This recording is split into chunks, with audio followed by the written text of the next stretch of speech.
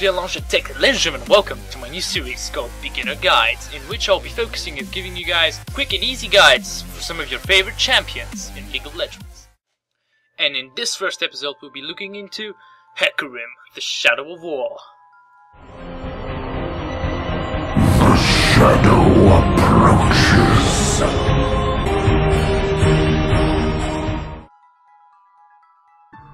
Hecarim is a melee fighter who specializes in high mobility and jungling. He excels at hunting down targets, initiating team fights, and dealing heavy AoE damage. Now let's begin this guide by taking a quick look at his abilities. Hecarim's passive, Warpath, converts a percentage of his bonus movement speed into bonus attack damage. His Q is called Rampage, and it allows Hecarim to damage all nearby enemies in melee range around him, and also each time you hit an enemy with this ability, it will have its cooldown reduced by 1 second and it stacks up to 2 times. His W is called Spirit of Dread. When activated, Hecarim deals magic damage to all enemies in a small radius around him, and it also heals him for 20% of all damage dealt to them. Keep in mind that the heal is capped against minions, but is limitless against champions.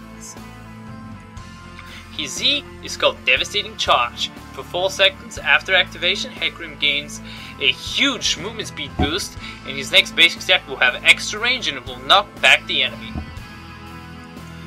Onslaught of Shadows is Hecarim's ultimate. It's a long-range line skill shot that deals AoE magic damage and fears everyone caught in the small circle where Hecarim lands, and causes them to run away from Hecarim. So try to position yourself in front of your enemies. Now let's look at the most efficient runes and masteries you would need for jungle Hecarim. Here's an example rune page you might want to use on Hecarim. It features the flat AD marks, the flat armor seals, magic resistance per level glyphs, and move speed quintessences. The most important thing in any Hecarim rune page are these move speed quintessences. They are the most efficient on Hecarim.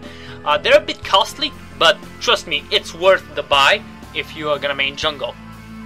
Now you can swap these marks for almost anything that works on any AD champions. You can swap them for armor penetration or attack speed.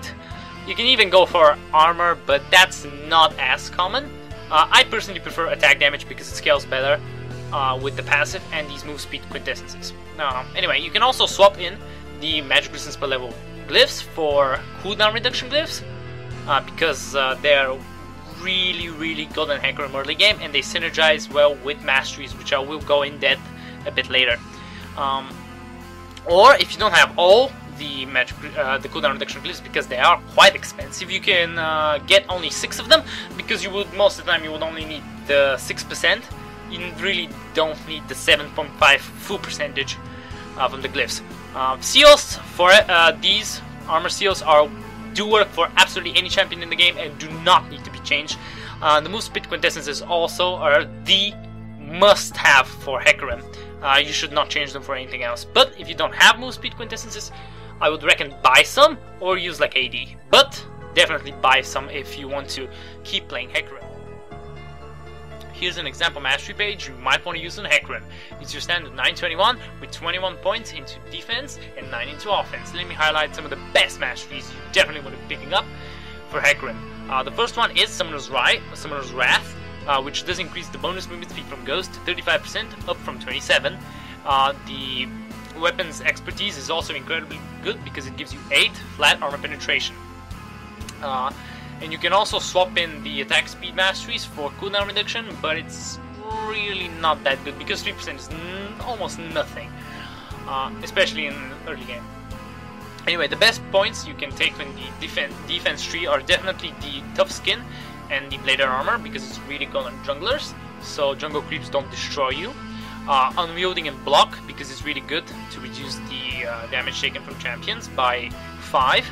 The relentless, which reduces the amount of slows by 15%. You can also swap in these 2 points in favor of a full stacked Tenacious mastery, which gives you 15% tenacity, but I do prefer the Relentless because it's better. 1 point into Juggernaut is really good because it increases your maximum health by 1.5%. This Good Hands Mastery is really efficient for that 1 point. And you also want 1 point at the Legendary Armor because it's really efficient for that 1 point because it does increase your armor and magic resistance by 2%. And of course you need the Honored Guard. Okay, so let me give you also in another example mastery page you would want to be using if you're a bit more advanced Hecarim player. Here's a 0921 page, which is really good on Hecarim early game to highlight some of the most important masteries. You want to of course be taking again Tough Skin and Bladed Armor from the defense tree because it's the best, and also the Veteran Scars. But the most important here is the 21 in utility, which will give you, well, a lot of utility. Anyway, so you definitely be wanting the 2% increased movement speed when out of combat from Wanderer. You would definitely want to be the 3 points to Mastermind to maximize that the Summoner spell cooldown, because you will not be taking this Summoner's Wrath, which increase your Ghost movement speed.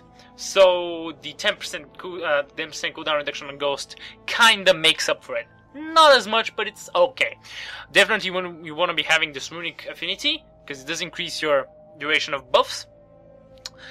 This is the most important probably mastery here for Hecarim, because 6% cooldown reduction is really, really good on Hecarim early game. And of course this, the Nimble, which gives you the 3% movement speed, which is incredible, especially synergizing it with the move speed quintessences. Now let's look at the core build path and items you need on Hecarim to pound some noobs from the jungle. Alright, first of all, let me cover summoner spells. You always want to be rocking Ghost and Smite on Hecarim in the jungle. Alright, so here is my preferred build path on Hecarim.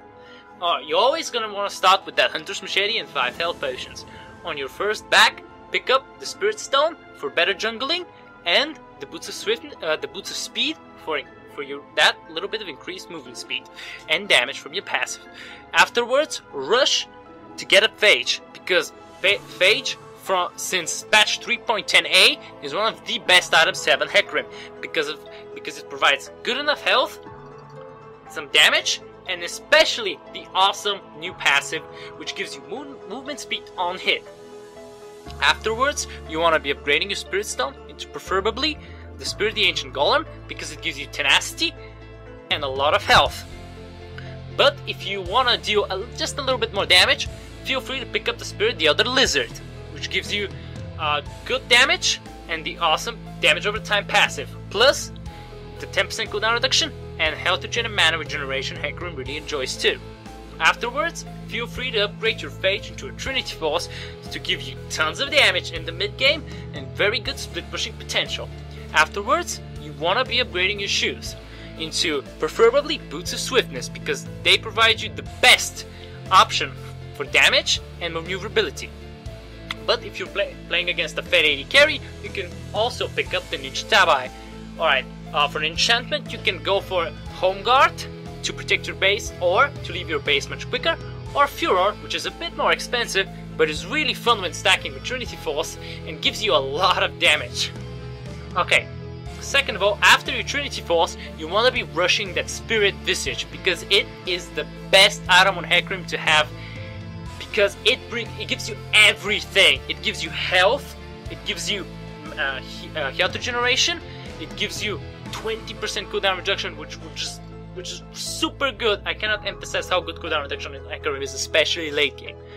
And don't forget, it gives you the awesome healing increasing passive, which also stacks up on Spirit of Dread. Afterwards, you might want to pick up either a Frozen Heart or a Randuin's Omen to protect yourself from that pesky 80 damage, attack damage. Anyway, I personally prefer the Frozen Heart because it gives you mana and cooldown reduction and the attack speed slow aura instead of the Randuin's Omen's HP, but you need to activate it, which is a bit though, and I sometimes forget about it. Afterwards, you can pick up a Sunfire Cape, which is really good, stacked up with Spirit of Dread. Okay, but if you want a bit more versatility and more damage to carry your teammates, you might want to pick up a Yomu's Ghostblade or a Ravenous Hydra. The Yomu's gives you that awesome active that gives you movement speed and attack speed, cooldown reduction, which is really, really good, and some flat armor penetration, which is really nice too. Or you can pick up a Ravenous Hydra, of course, which gives you tons of damage, lifesteal, and a lot of wave clear. And it's really good because you heal so much from the Spirit Visage and the Spirit of Dread. But you might be playing against the double AP comp or a Fed AP. So what you're gonna be doing is want to be picking up some magic resistance. And I think the two best items for magic resistance are the Lock in the Iron Solari to help your teammates and to give them that shield, which is also good for yourself because it gives you that 10% cooldown reduction. Or you can go for a Banshee's Veil, which is really good too because it provides 55 magic resistance, an awesome shield, and an incredibly good passive that each time they break the shield or an enemy champion damages you, you get 45 health regen, which is basically 45 permanent health regen in a team fight. Plus, it's increased by 20% on the Spirit Visage. Alright, before I close this out, let me show you some cool tricks you can do with Hecarim. The first trick I'm going to show you is the Devastating Charge through a wall trick, which was added a couple of patches ago. Alright, so the thing is, when you activate Devastating Charge, it will begin gaining your speed, and if you have vision on your target who is behind the wall or uphill, you can, if he's in range of course, you will be able to jump to him and attack him. It's a pretty cool trick. It works through most small walls in the game. The next trick requires a phage, and it's called the Smite Drive-By. Every time you come into gank with your Devastating Charge, when you come into lane, try to smite a minion to get the bonus 60 movement speed from the phage and get a sweet gank. Now let me show you how to properly use the Hecarim ultimate. Alright, so you see this little circle? You want to be positioning this circle in front of your enemies because this is where Hecarim will land and deal bonus magic damage and will fear everyone away from himself. So yeah, something like this. Yeah. Alright, so here's how to kill towers much faster with Hecarim with only a Trinity Force. As you can see, I'm dealing around 90 damage to this tower, but each time I spam my low cooldown Q, I proc my Trinity Force, which deals 200% more damage, which is really effective on Hecarim split pushing, and because you have your E and your ultimate, you're probably never gonna get caught. Alright guys, this about wraps up this episode of Beginner Guides. Hopefully you learned a lot from this episode, and you will take what you learned to the Fields of Justice with Hecarim, the Shadow of War. Good luck on the Fields of Justice, Summoners, and I will see you guys next time.